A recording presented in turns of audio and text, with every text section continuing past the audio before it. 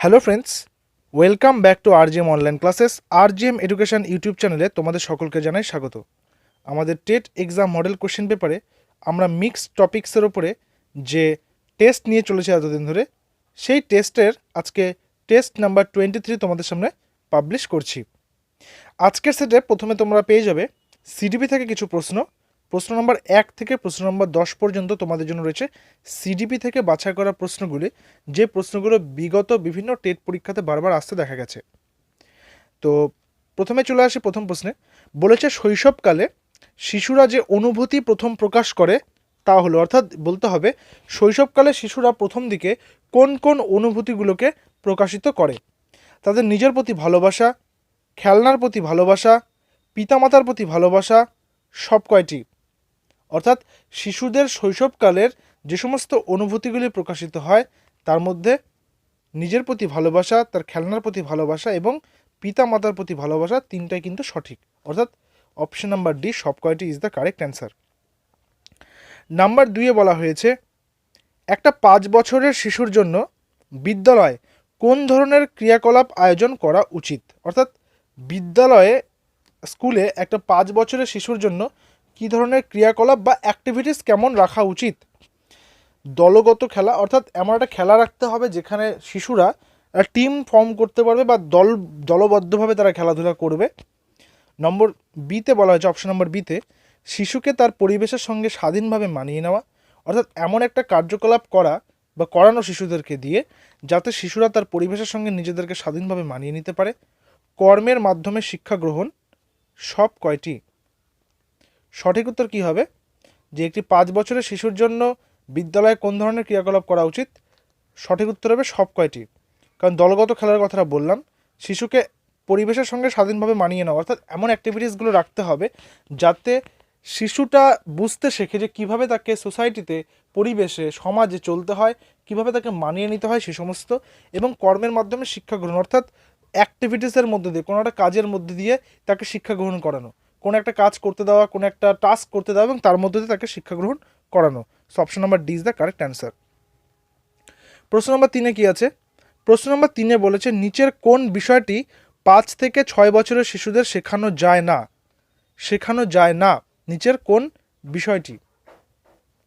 অঙ্ক, শব্দভাণ্ডার বৃদ্ধির জন্য গল্প বলা, সামাজিক শিক্ষা, ভাষা। সঠিক উত্তর কী হবে? দেখো, একটা 5 থেকে 6 বছরের শিশুর সিলেবাসে অঙ্ক থাকে।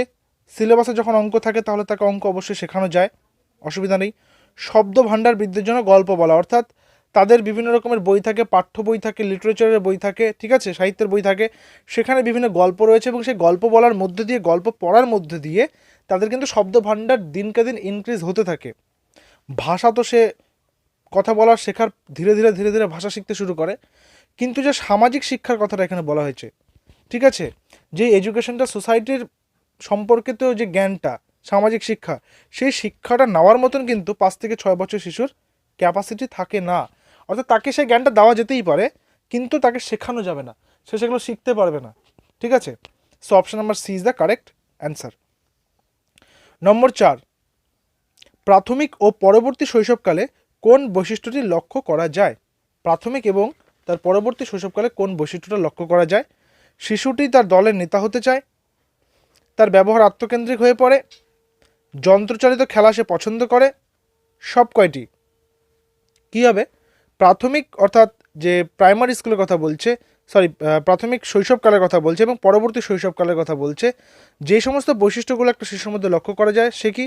সে অপশন নাম্বার ডি হবে সব কয়টি। অর্থাৎ শিশুটি তার দলের নেতা হতে চায়, অর্থাৎ সে সব কিছু পারে, সে সব কিছু করবে, তার ব্যবহার আত্মকেন্দ্রিক হয়ে পড়ে এবং যন্ত্রচালিত খেলা সে বেশি পছন্দ করে।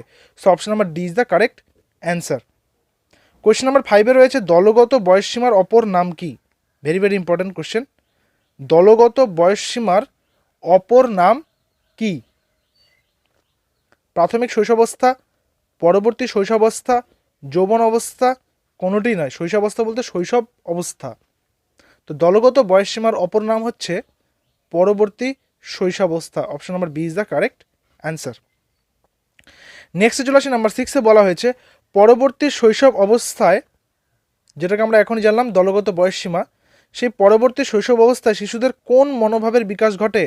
শিশুদের কোন মনোভাবের বিকাশ ঘটে? তারা দেশপ্রেমিক হয়ে ওঠে, তারা ধার্মিক হয়ে ওঠে, তাদের মধ্যে সৌন্দর্য বোধ বৃদ্ধি পায়, সব কয়টি? পরবর্তী শৈশব অবস্থায় সঠিক উত্তর হবে অপশন নাম্বার ডি, সব কয়টি। অর্থাৎ তাদের মধ্যে দেশপ্রেমও জেগে ওঠে, তাদের মধ্যে ধর্মপ্রেম জেগে ওঠে এবং তারা সৌন্দর্যবোধও তাদের মধ্যে ইনক্রিজ হতে থাকে।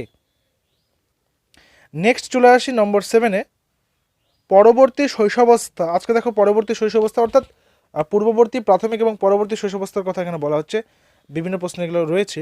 সো পরবর্তী শৈশবাবস্থায় শিশুদের কোন অনুষ্ঠানটি উপযুক্ত? ঠিক আছে, অর্থাৎ দলগত বয়সসীমার কথা যে বলা হচ্ছে, পরবর্তী শৈশব অবস্থার কথা যে বলা হচ্ছে, তো শিশুদের জন্য কোন অনুষ্ঠানটি উপযুক্ত? খেলাধুলা, দলগত ক্রিয়াকলাপ, অঙ্ক ও ধাঁধা বা হেয়ালি, যেটাকে রিডল বলা হয়, ঠিক আছে, সব কয়টি? তো পরবর্তী শৈশব অবস্থা মানে সেখানে যেহেতু আমরা দলগত বয়সসীমার কথা বললাম, তাহলে খেলাধুলা হতে পারে, সেটা দলগত ক্রিয়াকলাপ, যে কোনো ক্রিয়াকলাপ হতে পারে দলগত, এবং অঙ্ক ধাঁধা হেয়ালি এটাও কিন্তু হতে পারে। So option number D is the correct answer. এই অনুষ্ঠানগুলো কিন্তু করা যেতে পারে। এখানে শুধু অনুষ্ঠান বলতে মানে যে ওই অকেশনের কথা বলছে তা নয়, এখানে এগুলো আয়োজন করার কথা কিন্তু বলা হয়েছে। এই ধরনের অ্যাক্টিভিটিস কিন্তু আয়োজন করা যেতেই পারে পরবর্তী শৈশব অবস্থার মধ্যে থাকা শিশুদের জন্যে। নেক্সট নাম্বার 8-এ বলা হয়েছে, একজন শিশুর ইতিবাচক উন্নয়নের জন্য কোন শিক্ষকের বা কোনো একজন শিক্ষকের কী করা উচিত? ইতিবাচক উন্নয়ন বলতে তার মধ্যে পজিটিভ ডেভেলপমেন্ট, ঠিক আছে, অর্থাৎ তাকে সঠিক দিকে তার উন্নয়ন ঘটানো, তার সঠিক দিকে তাকে এগিয়ে নিয়ে যাওয়ার জন্য একজন শিক্ষকের কি করা উচিত? তাকে ভালো শখে উৎসাহিত করা। ভালো শখে উৎসাহিত করা বলতে মানে বাচ্চাটাকে সবসময় সেই সমস্ত দিকে তাকে মোটিভেট করা, তাকে ইনসিস্ট করা যেগুলোতে সে ভালো ফিডব্যাক পাবে বা যেগুলোতে তার চরিত্রের উন্নতি ঘটবে, তার মানসিক উন্নতি ঘটবে, তার শারীরিক উন্নতি ঘটবে, সেই সমস্ত দিকগুলোতে বাচ্চাগুলোর ইন্টারেস্ট বৃদ্ধি করা। নাম্বার বিতে বলেছে পুষ্টিকর পথ্য নিতে বলা। এখানে পথ্য বলতে শুধু ওষুধ নয়, এখানে পথ্য বলতে পুষ্টিকর খাদ্যের কথা বলা যেতে পারে, এবং পুষ্টিকর অর্থাৎ একটা সঠিক নিয়মের মধ্যে দিয়ে নিজের জীবনযাপন করার জন্য তাকে ইনসিস্ট করা। ভালো পঠনে অভ্যাস করা, পঠন অভ্যাসে উৎসাহ দেওয়া, অর্থাৎ ভালোভাবে পড়া, ভালো ভালো বই পড়ার কথা বলা, নিয়মিত পড়াশোনা করার কথা বলা, সব কয়টি? অর্থাৎ ইতিবাচক উন্নয়নের ক্ষেত্রে সবার আগে মনে রাখতে হবে পড়াশোনা তো অবশ্যই করতে হবে, শরীর স্বাস্থ্যকে ঠিক রাখতে হবে, এবং শখ তো অবশ্যই থাকবে, এবং সেগুলোর জন্য সবই ভালো হয়, অর্থাৎ ভালো দিকে হয়। তাহলেই কিন্তু এই সমস্ত ঘটনার মিথস্ক্রিয়ার ফলে কিন্তু একজন শিশুর মধ্যে পজিটিভ ডেভেলপমেন্ট বা ইতিবাচক উন্নয়ন লক্ষ্য করা যাবে। So option number D is the correct answer এখানে সব কয়টি। কোশ্চেন নাম্বার 9-এ বলেছে, নবযুবক বা নবযুবতীদের যে সমস্যাগুলো তৈরি হয় সেগুলো খুবই দুর্লভ। কারণ দুর্লভ মানে কি? যেটা সহজে পাওয়া যায় না, হ্যাঁ, বা যেটা সহজে দেখা যায় না সেটা খুব দুর্লভ। তার কারণ কি? তার কারণ হচ্ছে তাদের মানসিক পরিবর্তনের জন্য। তার মানসিক পরিবর্তন বলতে তারা নবযুবক বা নবযুবতী, অর্থাৎ তারা একটা বয়স সন্ধিকাল পার করে তারা নতুন একটা বয়স পর্যায়ের মধ্যে এসে পড়েছে। আবেগজনিত বিশৃঙ্খলার জন্য, আবেগজনিত বিশৃঙ্খলা বলতে তাদের মধ্যে আবেগের উত্থান পতন সেটা কিন্তু ঘটতে থাকে সবসময়। কখনো কোনো আবেগ হয়তো মাথাচাড়া দিয়ে ওঠে, অনেক বেশি বেড়ে যায়, কখনো আবার কোনোটা দমে যায় একেবারে, সেটা কি বিশৃঙ্খলতার জন্য, অর্থাৎ সেটা ইমব্যালেন্স হয়ে যাওয়ার জন্যে। তাদের উপর জোর দেওয়া ভবিষ্যতের দায়িত্বগুলোর জন্য, অর্থাৎ যেহেতু তারা যুবক যুবতী হিসেবে নিজেদেরকে একটা বয়সে নিয়ে এসে পৌঁছেছে, তারপর তাদেরকে আগামীতে ভবিষ্যৎ সম্পর্কে সচেতন করা, তাদের ভবিষ্যৎ দায়িত্ববোধ সম্পর্কে সচেতন করা, সেটা সব কয়টি? তো নবযুবক যুবতীদের মধ্যেকার যে সমস্যাগুলো দেখা যায় সেগুলো খুব দুর্লভ, তার কারণ এই সব কয়টি। So option number D is the correct answer. অর্থাৎ তাদের মানসিক পরিবর্তন হচ্ছে, তারা এতদিন শিশু কিশোর ছিল বা শিশু এবং কিশোরী কিশোর কিশোরী ছিল, তারপর তারা হঠাৎ করে যুবক যুবতী হয়ে যাচ্ছে, সমাজের প্রতি তাদের দৃষ্টিভঙ্গি বদলাচ্ছে, সমাজের তাদের প্রতি দৃষ্টিভঙ্গি বদলাচ্ছে, ঠিক আছে, তারপর তাদের আবেগজনিত বিশৃঙ্খলাটা আমি বললাম, তারপর তাদের উপর ভবিষ্যতে জোর দেওয়ার কথাটাও বললাম। তো সো অপশন নাম্বার ডিটা কিন্তু সঠিক উত্তর। এবং সিডিপির শেষ প্রশ্ন হচ্ছে, 2 থেকে 12 বছর পর্যন্ত বয়সকে রুশো বিবেচনা করেন। 2 থেকে 12 বছর বয়স, ঠিক আছে, রুশো বিবেচনা করেন কি? ভয়ানক পর্ব হিসাবে, বিশেষ প্রয়োজন পর্ব হিসাবে, আকস্মিক ক্রোধ পর্ব হিসাবে, কোনোটিই নয়। সঠিক উত্তর কী হবে? 2 থেকে 12 বছরকে রুশো বলেছেন ভয়ানক পর্ব হিসেবে, অপশন নাম্বার এ। এবার আজকে আমরা দেখে নেব বাংলা ব্যাকরণের কিছু প্রশ্ন। 11 থেকে 20 পর্যন্ত তোমরা পেয়ে যাবে বাংলা ব্যাকরণের প্রশ্ন। বাংলা পেডাগজির প্রশ্ন আমি এখানে প্র্যাকটিস করাচ্ছি না, তার কারণ হলো পেডাগজি থেকে অলরেডি 30টা ক্লাস আলাদা করে করানো হয়েছে বাংলা পেডাগজি থেকে। সেই ক্লাসেসগুলো তোমরা না দেখে থাকলে সেগুলো তোমরা আমাদের লিঙ্কে পেয়ে যাবে, আমাদের প্লেলিস্টে রয়েছে, সেগুলো তোমরা অবশ্যই দেখে নিতে পারো। ঠিক আছে, তো বাংলা ব্যাকরণের আজকের প্রথম প্রশ্ন রয়েছে, কোনটি ওষ্ঠবর্ণ? অর্থাৎ ব্যাকরণের সেই প্রশ্নগুলোকে জায়গা করেছে যেগুলো বিগত বছরগুলোতে অসম, ত্রিপুরা, পশ্চিমবঙ্গের টেট পরীক্ষাতে বারবার আসতে দেখা গেছে। তো কোনটি ওষ্ঠবর্ণ? ত, দ, প, গ। দেখো আমরা যখন উচ্চারণ করি, ঠিক আছে, আমাদের উচ্চারণের সময় থেকেই বা উচ্চারণের সময় আমাদের জিহ্বা বা আমাদের মুখগহ্বর বা আমাদের ঠোঁট কীরকমভাবে আচরণ করছে একটা বর্ণ বা একটা শব্দকে উচ্চারণ করার সময়, একটা বর্ণকে উচ্চারণ করার সময়, সেই হিসাব মতো কিন্তু আমরা বর্ণের নামকরণ করে থাকি। আমাদের দাঁত, আমাদের জিহ্বা, আমাদের মুখগহ্বর, আমাদের ঠোঁট, এই সমস্তই কিন্তু আমাদের এই বর্ণগুলোকে নামকরণ করেছে। তো আমরা যদি উচ্চারণ করি ত, দেখো ত কি হচ্ছে, আমাদের জিভের যে অগ্রভাগ সেটা দাঁতকে স্পর্শ করছে, তাহলে এটা হয়ে যাবে দন্তবর্ণ। দ, দও কিন্তু সেম। প, প কি হচ্ছে, প দেখো আমাদের দুটো ঠোঁট এক জায়গা থেকে তারপরে আলাদা হচ্ছে প, তাহলে আমরা প এর সাহায্যে কিন্তু অর্থাৎ ঠোঁটের সাহায্যে আমরা উচ্চারণ করছি প, তাহলে প হয়ে গেল একটি ওষ্ঠবর্ণ। গ, গ এটা কি আছে, এটা কণ্ঠ থেকে আসছে, তাহলে এটা কণ্ঠবর্ণ, যেটা যেভাবে উচ্চারিত হচ্ছে, যেই সমস্ত আমাদের বাকযন্ত্রের সাহায্যে যখন উচ্চারিত হচ্ছে বা আমাদের মুখগহ্বরের অন্যান্য অংশের সাহায্যে উচ্চারিত হচ্ছে, তো সেই হিসাব মতো কিন্তু নামকরণগুলো হয়ে থাকে। সো এখানে option number C is the correct answer, প। নম্বর 12তে রয়েছে গম্ভীর শব্দ। গম্ভীর শব্দকে এক পদ করলে কি হবে? অর্থাৎ এক পদ গম্ভীর শব্দ কি হবে? গাম্ভীর্য, নির্ঘোষ, গম্ভীরতা, সাধ্বিক। সঠিক উত্তর কি হবে? গম্ভীর শব্দের এক পদ করলে হবে নির্ঘোষ, অপশন নাম্বার বি। নম্বর 13-এ কি বলা হয়েছে? বলছে লেখার বিরাম। লেখার বিরাম, ঠিক আছে, তো বলতে হবে এটা কি ধরনের সম্বন্ধ পদ। দেখো যখন আমি কারক বিভক্তি ক্লাস করিয়েছিলাম তখন সেখানে কারক এবং অকারকের কথা বলেছিলাম, অর্থাৎ অকারক কোনগুলো সম্বন্ধ পদ এবং সম্বোধন পদ, ঠিক আছে, অর্থাৎ যে সমস্ত শব্দগুলোর বাক্যের ক্রিয়াপদের সঙ্গে সম্পর্ক না থাকলেও অন্যান্য পদগুলোর সঙ্গে সম্পর্ক থাকে সেগুলোকে বলা হয় অকারক পদ, আর যে সমস্ত পদগুলোর বাক্যের ক্রিয়াপদের সঙ্গে সম্পর্ক থাকে তাদেরকে বলা হয় কারক। তো এখানে বলতে হবে লেখার বিরাম, তো এইটা কি ধরনের সম্বন্ধ পদ? অপাদান সম্বন্ধ, সম্প্রদান সম্বন্ধ, অভেদ সম্বন্ধ, অভেদ হয় এটা, আর নিমিত্ত সম্বন্ধ। সঠিক উত্তর হবে অপাদান সম্বন্ধ, option number A is the correct answer. কারকের ক্লাসটা তোমরা না দেখে থাকলে দেখতে পারো, আমাদের চ্যানেলে রয়েছে বাংলা পেডাগজির প্লেলিস্টে, তোমরা সেটা পেয়ে যাবে। সমাস, কারক, বাক্য পরিবর্তন, বাচ্য পরিবর্তন, সমস্ত কিছু ওখানে তোমরা পেয়ে যাবে তোমাদের প্রয়োজন মতো। নম্বর 14-তে রয়েছে নিচের কোনটি সরস্বতী শব্দের সমার্থক শব্দ নয়? সরস্বতী মানে আমাদের বিদ্যার দেবী, আমাদের শিল্পকলার দেবী, তাই তো? তো এই যে সরস্বতী মায়ের কথা যে বলা হচ্ছে, এই সরস্বতী যে শব্দটা রয়েছে, এই সরস্বতী শব্দের সমার্থক শব্দ নয় কোনটি? বাগদেবী, বীণাপাণি, শৈবালিনী, ভারতী। সঠিক উত্তর কি হবে? সঠিক উত্তর হবে অপশন নাম্বার সি, শৈবালিনী। শৈবালিনী সরস্বতী শব্দের সমর্থক শব্দ নয়। নম্বর 15-তে রয়েছে নিচের কোনটা ভুল বলতে হবে, অর্থাৎ বিপরীত শব্দ জোর রয়েছে, বিপরীত শব্দ জোর রয়েছে, বিপরীত শব্দ জোরের মধ্যে কোনটা ভুল বলতে হবে? সুশ্রী বিশ্রী, নিন্দা প্রশংসা, দেনা পাওনা, প্রাচীন মধ্যযুগ। অর্থাৎ প্রাচীন যুগ মধ্যযুগের কথা বলছে, তাহলে প্রাচীনের সঙ্গে কিসের যুগ হবে? আধুনিক যুগের কথা হবে, মধ্যযুগের কথা তো হওয়ার কথা নয়। সো এটা রয়েছে ভুল, option number D. Question number 16-এ বলেছে কোনটা ভুল বলতে হবে, কোনটা ভুল বলতে হবে? বীর ধৈর্য, বৃদ্ধ বার্ধক্য, দরিদ্র দারিদ্র, প্রীতি প্রেম। ঠিক আছে, তো এটা থাকলো আজকে তোমাদের জন্য হোম টাস্ক। যে শব্দ যে দুটো করে শব্দে যে জোর দেওয়া হয়েছে, শব্দ জোরগুলো যে দেওয়া হয়েছে, তার মধ্যে কোনটা ভুল আছে সেটা তোমাদের দেখতে হবে।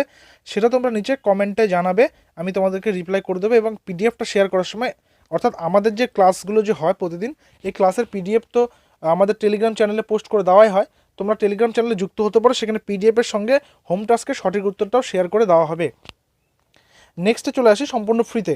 হ্যাঁ, নেক্সটে চলে আসি দেবকে আশ্রিত, দেবাশ্রিত। এখানে দেবাশ্রিত কি? দেবাশ্রিত হচ্ছে সমস্য পদ বা সমস্ত পদ বা সমস্যমান পদ, এটাকে সমস্ত পদও বলা হয়। আর এটা কি? এটাকে বলা হয়েছে ব্যাস বাক্য। আমরা যখন সমাসের বিস্তারিত ক্লাস করেছিলাম তখন সেগুলো আলোচনা করেছিলাম। তো বলেছে দেবকে আশ্রিত দেবাশ্রিত, দেবকে আশ্রিত দেবাশ্রিত। তো এটা কি ধরনের সমাস দেখতে হবে। দেখো আমরা যদি পূর্বপদ এবং পরপদকে বিশ্লেষণ করি, এখানে দেবাশ্রিত রয়েছে, এখানে দেবকে আশ্রিত, তাই তো? তাহলে পূর্বপদের থেকে কিন্তু কে বিভক্তিটা কি পাচ্ছে? লোপ পাচ্ছে। অর্থাৎ যে সমাসে পূর্বপদের বিভক্তি লোপ পায় এবং পরপদের অর্থই প্রাধান্য পায় তাকে বলা হয় তৎপুরুষ সমাস, তাকে বলা হয় তৎপুরুষ সমাস। তাহলে এটা হবে তৎপুরুষ সমাস। তাহলে বাকি সমাসগুলো কি আছে? দ্বন্দ্ব। দ্বন্দ্ব মানে কি? দ্বন্দ্ব মানে হচ্ছে পূর্বপদ এবং পরপদ দুটো স্বাধীনভাবে অর্থ সম্পন্ন দুটো শব্দ হবে এবং তাদেরকে জুড়ে দেওয়া হবে। যেমন রাত দিন, রাত ও দিন, হাট বাজার, হাট ও বাজার, চলাফেরা, চলাফেরা, মানে এই ধরনের কথাগুলো বলছি। তা বলছে বহুব্রীহি সমাস। বহুব্রীহি কোনগুলো হয়? বহুব্রীহি হচ্ছে যার, বিনা পানিতে যার, ঠিক আছে? চক্র পানিতে যার। কর্মধারায় কোনগুলো? কর্মধারায় হচ্ছে যখন বিশেষের সঙ্গে বিশেষণ বা বিশেষণের সঙ্গে বিশেষ্য পদের সম্পর্ক করে একটা সমস্যমান পদ তৈরি করা হবে, তখন সেটা হবে কর্মধারায় সমাস। নেক্সটে চলে আসি নম্বর 18তে, আখি পদ্মের ন্যায়। আখি পদ্মের ন্যায়, এটা হচ্ছে ব্যাসবাক্য। পদ্ম আখি, এটা হচ্ছে সমাস বা সমস্যমান পদ বা সমাসবদ্ধ পদ। বলতে হবে এটা কী ধরনের সমাস। বহুব্রীহি, কর্মধারায়, তৎপুরুষ, দ্বিগু। তোমরা সমাস এবং বিভক্তির ক্লাস, বিভক্তি বলছি কেন, সমাস এবং ব্যাসবাক্যের ক্লাস আমাদের চ্যানেলে রয়েছে। বিস্তারিত আলোচনা এবং পুঙ্খানুপুঙ্খ বিশ্লেষণের সঙ্গে খুব সহজ সরলভাবে বুঝিয়ে দেওয়া হয়েছে। সেই ক্লাসটা তোমরা অবশ্যই দেখতে পারো, সমাস সম্পর্কে কোনো যদি সমস্যা থাকে তোমাদের। তো আখি পদ্মের ন্যায়, পদ্ম আখি, এটা কী ধরনের সমাস? আমি আগের উদাহরণটাতেই এটার ব্যাখ্যা দিয়েছি। দেখো কি বলেছে, বহুব্রীহি সমাস, কর্মধারা সমাস, তৎপুরুষ সমাস, দ্বিগু সমাস। তো এটা যেহেতু আমি আগের একটা ব্যাখ্যা দিলাম, তাই এটা তোমরা হোম টাস্ক করবে, এটা আমি করে দেবো না। তো তোমাদের দুটো প্রশ্ন হোম টাস্ক দেওয়া থাকলো, তোমরা নিচে কমেন্টে অ্যান্সারটা জানাবে, কমেন্টে জানাবে, তাহলে আমার অ্যান্সার করতে সুবিধা হবে সবাইকে। কোনটা ঠিক বলতে হবে, গমন, ঠিক আছে? এই গমনটাকে ভাঙলে সঠিক কোনটা বেরোবে, অর্থাৎ প্রত্যয়ের কথা বলা হচ্ছে। গম যোগ অনট, গম যোগ ন, গম যোগ অ যোগ ন, গম যোগ ন যোগ অ। সঠিক উত্তর কী হবে? সঠিক উত্তর হবে অনট, অনট, ঠিক আছে? গম যোগ অনট। এবং বাংলা ব্যাকরণের শেষ প্রশ্ন, আশীর্বাদ। আশীর্বাদের ক্ষেত্রে বলতে হবে কোনটা ঠিক নয়, কোনটা ঠিক সেটা বলতে হবে। আশীর্বাদ যোগ রস্যই, আশীর্বাদ যোগ দীর্ঘই, আশীর্বাদ যোগ আই, আশীর্বাদ যোগ উই। সঠিক উত্তর হবে অপশন নাম্বার বি, আশীর্বাদ যোগ দীর্ঘই। এবার রয়েছে প্রশ্ন নাম্বার 21 থেকে প্রশ্ন নাম্বার 30 পর্যন্ত ইংলিশ গ্রামার অ্যান্ড ইংলিশ পেডাগজির কিছু প্রশ্ন। ইংলিশ পেডাগজিটা আমি রেগুলার কিছু কিছু প্রশ্ন রাখি, যদিও ইংলিশ পেডাগজির প্রায় 27টি ক্লাস, আলাদা আলাদা করে 27টি ক্লাস আমাদের চ্যানেলে রয়েছে। সেই ক্লাসেসগুলো তোমরা আমাদের চ্যানেলে প্লেলিস্টে পেয়ে যাবে। তবুও রেগুলার কিছু কিছু প্রশ্ন রাখি, যাতে তোমাদের সঙ্গে রেগুলার ইংলিশ পেডাগজি, ইংলিশ গ্রামারের প্র্যাকটিসটা করানো যায়, যাতে তোমাদের পরীক্ষা আসা পর্যন্ত তোমরা রেগুলার এই প্রশ্নগুলোর সঙ্গে পরিচিত হতে থাকো। এবং আরেকটা কথা বলে রাখি, আরজেএম এডুকেশন চ্যানেলে টেট পরীক্ষা হওয়া পর্যন্ত রেগুলার ক্লাসেসগুলো কিন্তু চলতে থাকবে, সম্পূর্ণ বিনামূল্যে তোমরা সেই ক্লাসেসগুলো করতে পারবে। আজকে চলে আসি প্রথমে ইংলিশ গ্রামারের প্রথম প্রশ্নে রয়েছে, dash you like to have tea or coffee.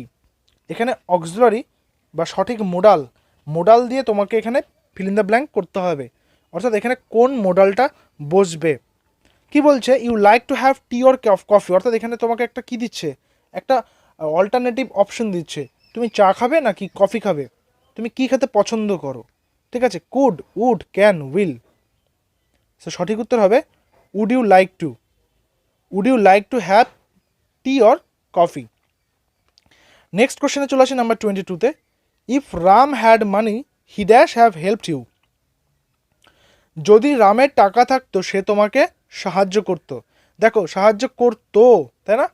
যদি ওর কাছে টাকা থাকতো সে তোমাকে কি করতো, সাহায্য করতো। তাহলে এটা পাস্ট টেন্সে আছে, তাহলে এটাও কিন্তু একটা পাস্ট টেন্সে থাকবে। বাট করতো যেহেতু বলছে, একটা ফিউচারের মতো শোনাচ্ছে কিনা, কানে শোনাচ্ছে তো ফিউচারের মতো। কিন্তু এখানে যদি আমি উইল করে দিই, ফিউচার তো একটা আছে উইল, যদি উইল করে দিই তাহলে কিন্তু বাক্যের যে সাবজেক্ট ভার্ব এগ্রিমেন্ট যে রয়েছে সেটা কোলাপস করে যাবে, কারণ এখানে পাস্ট দিয়েছে। তাহলে এখানে যদি আমি ফিউচার করে দিই তাহলে কোলাপস করবে। তাহলে কিন্তু বাক্যটা তো আমার ফিউচারের মতোই শোনাচ্ছে, যে রামের যদি টাকা থাকতো সে তোমাকে কি করতো, হেল্প করতো। তাহলে যেহেতু ফিউচারের মতো শোনাচ্ছে বাট পাস্ট টেন্সে করতে হবে, তাহলে আমাকে উইলের পাস্ট ফর্মটা আনতে হবে। উইলের পাস্ট ফর্ম কী আছে, উড। তাহলে এখানে এরকম হবে, if Ram had money he would have helped you. ঠিক আছে, সে তোমাকে অবশ্যই সাহায্য করতো। So option number D is the correct answer.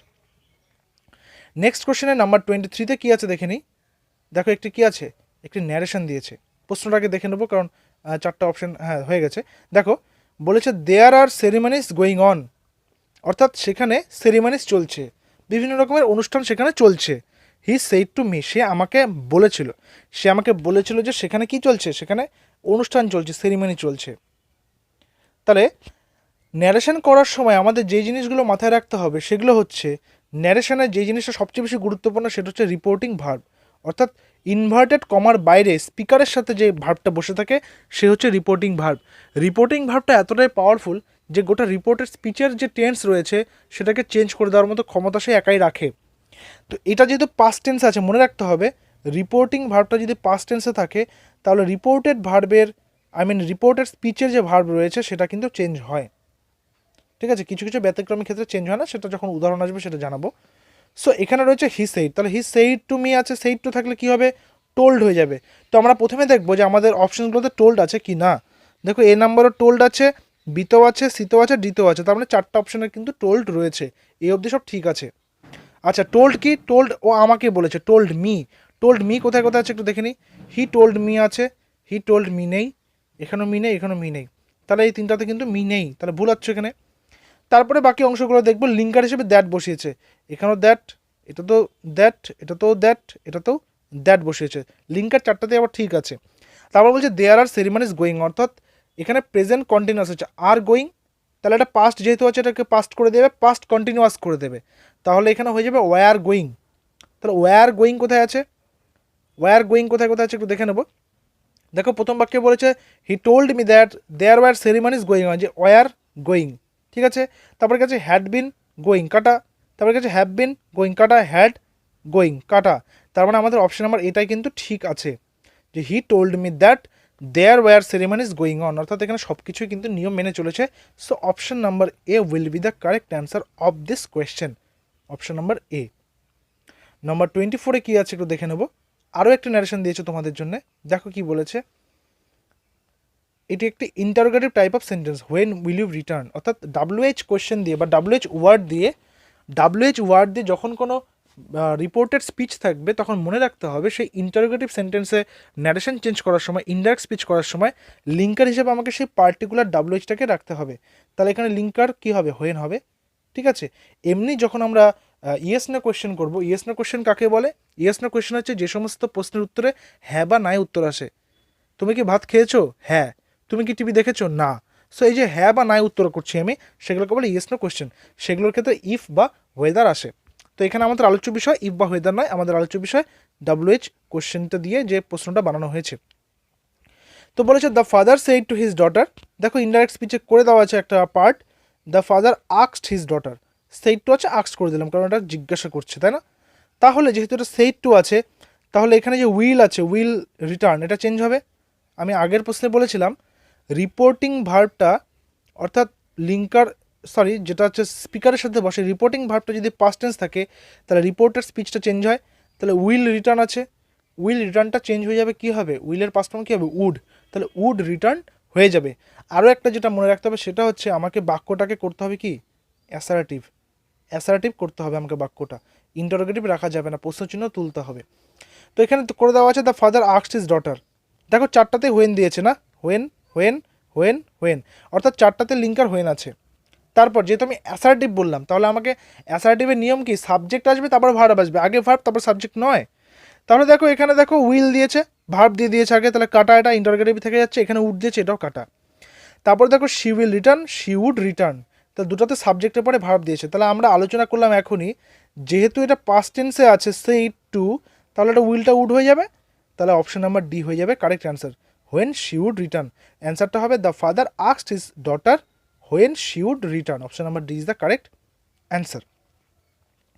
Number 25-এ আছে you always bring a gift dash you come, দুবার কাম হয়েছে, হ্যাঁ, dash you come to my house, অর্থাৎ তুমি সবসময় আমার বাড়িতে একটা করে গিফট নিয়ে আসো, হ্যাঁ, অর্থাৎ যখনই তুমি আসো একটা গিফট নিয়ে আসো, কথাটা ঠিক এরকম। সো আমাদেরকে এখানে 4টা অপশনের মধ্যে সঠিক উত্তরটা দিয়ে ব্ল্যাঙ্কটাকে ফিল করতে হবে। কি আছে? হোয়েন এভার, মানে যখনই। হ্যাঁ, হোয়েন এভার দুবার হয়ে গেছে, ঠিক আছে। তো যাই হোক, দুবার হয়ে গেছে এটা। তা বলছে হোয়াটস এভার, হাউ এভার। তো আমি যখনই বলবো তুমি যখনই আমার বাড়িতে আসো তুমি তখনই একটা করে গিফট নিয়ে আসো, তাহলে যখনই মানে কি একটা সময়কে ইন্ডিকেট করছে, একটা সময়কে যখন ইন্ডিকেট করছে তখন এটা হোয়েন, অর্থাৎ whenever. So you always bring a gift whenever you come to my house. তাহলে অপশন নাম্বার এ লেখো বা বি লেখো, দুটোই কিন্তু কারেক্ট। হ্যাঁ, এ আর বি। নম্বর 26-এ আছে the wicked boy slapped the girl loudly. Wicked boy মানে খারাপ ছেলেটা, হ্যাঁ, একটা বাজে ছেলে। সে কি করেছে?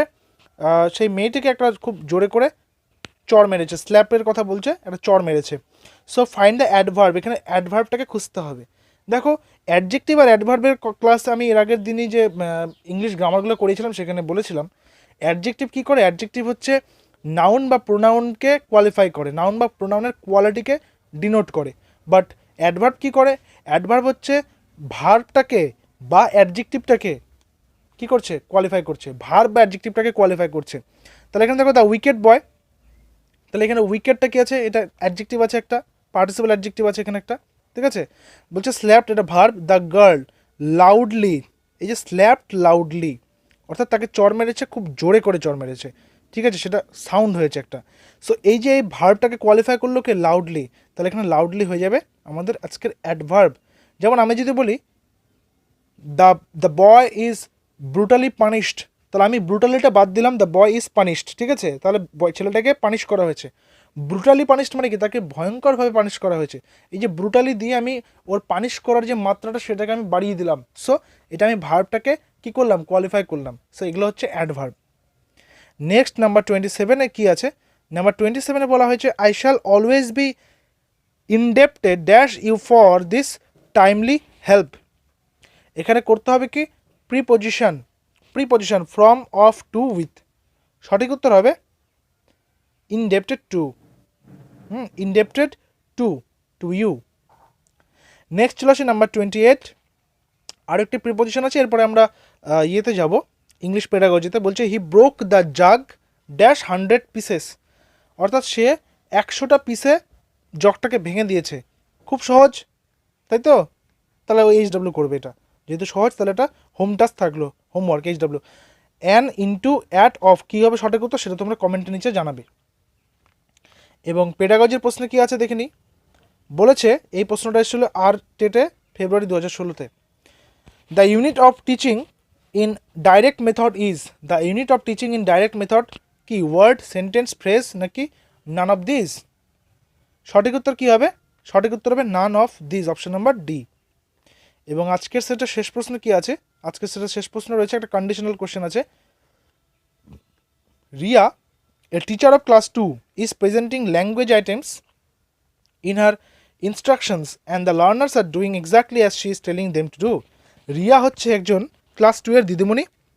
তিনি কি করছেন? তিনি এক ল্যাঙ্গুয়েজ আইটেমকে প্রেজেন্ট করছেন, নিজের মতন করে ইনস্ট্রাক্ট করছেন তিনি, এবং যারা শিক্ষার্থী রয়েছে, লার্নার রয়েছে, তারা সেটাই করছে দিদিমণি যেটা তাদেরকে করতে বলছেন। What is she practising? তিনি কি প্র্যাকটিস করাচ্ছেন তাদেরকে? Communicative, total physical response, direct method, audio lingual method? সঠিক উত্তর হবে direct method, option number C is the correct answer. তো এই ছিল আমাদের আজকের ক্লাসের মোট 30টি প্রশ্ন। তো দেখা হচ্ছে আবার নেক্সট ক্লাসে। Till then stay connected with RJM education YouTube channel. Thank you.